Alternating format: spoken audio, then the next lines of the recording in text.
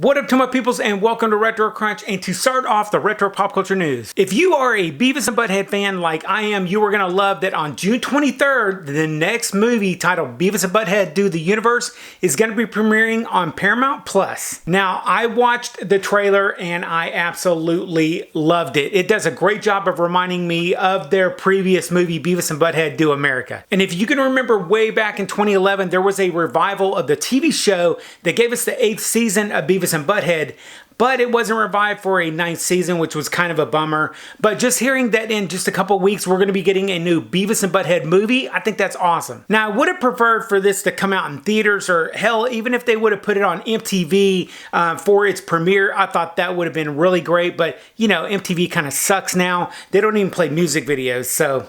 Now, Beavis and Butthead Do the Universe is a Paramount Plus exclusive, and it is going to be available on June 23rd, 2022.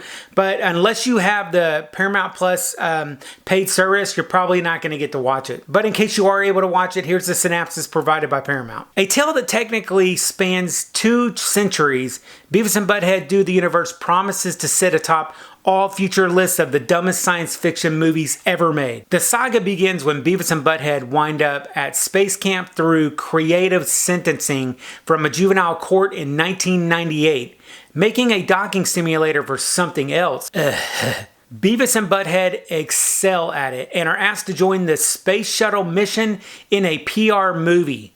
After ruining the mission, they are left for dead in space and end up going through a black hole and re-emerging back on Earth in 2022. Only to discover a very different world and find themselves considered buttholes of interest by the NSA, the governor of Texas, and a highly intelligent version of themselves from a parallel universe. Also, they almost lose their virginity, but they don't. Now, from this storyline, it sounds exactly like something that any Beavis and Butthead fan is going to really want to check out on June 23rd. Oh, and I do have one more piece of BB news. On the same day that Beavis and Butthead Do the Universe comes out, they are also going to be streaming over on Paramount Plus all 200 restored episodes of Beavis and Butthead, and they're going to have the original music videos from the 90s show included. This is huge. This is one of my favorite parts of the old Beavis and Butthead show.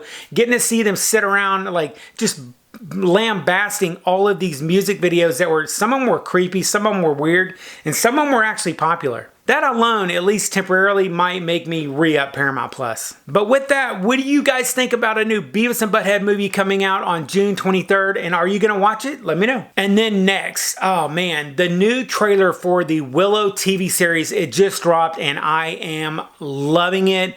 This is way deeper and cinematic than the movie was, and it looks like it's going to really send us off on some really cool adventures with Willow and those companions that he meets or that he knows in the show. I'd really love to see some throwbacks to his encounters with Matt Mardigan. If we can see that, that would be really cool to find out whatever really happened after the movie. But other than that, I just really hope it's going to be good. And then Sony announced that they're making a new Sega Mini Genesis 2 that's also going to have an add-on for Sega CD. But there's one bummer. Right now, it's only going to be released in Japan, but I'm sure that pretty soon we'll probably get some announcement that it'll be released in the US as well. The Sega Drive Mini 2 is expected to ship with 50 games spanning the Mega Drive and Mega CD collection. It's going to include Sonic the Hedgehog CD, Virtua Racing, which I really like that game, and Popful Mail, which I never played. There will be a fake miniature cartridge for Virtua Racing and a Sonic the Hedgehog CD. Both of those aren't playable, but they are going to be coming with the game system. I think all the games are going to be on internal storage though. Polygon.com is suggesting that the US price for each of these is going to be around $80 for the Sega Genesis Mini 2 and $35 for the CD Mini add-on. That's about the price that I would expect for a mini console, so no shocker there. Let me know if you're excited for these to come out. Most of the games on this list I really haven't played yet, but I do really like that they're bringing out a new retro console. I'll probably try to pick up one of these whenever it hits the US. And then 2 more stories real quick. So first off, DeLorean announced their next generation DeLorean. It's called the Alpha 5. I'm honestly really not feeling it. To me, it just doesn't remind me of the DeLorean DMC-12 at all.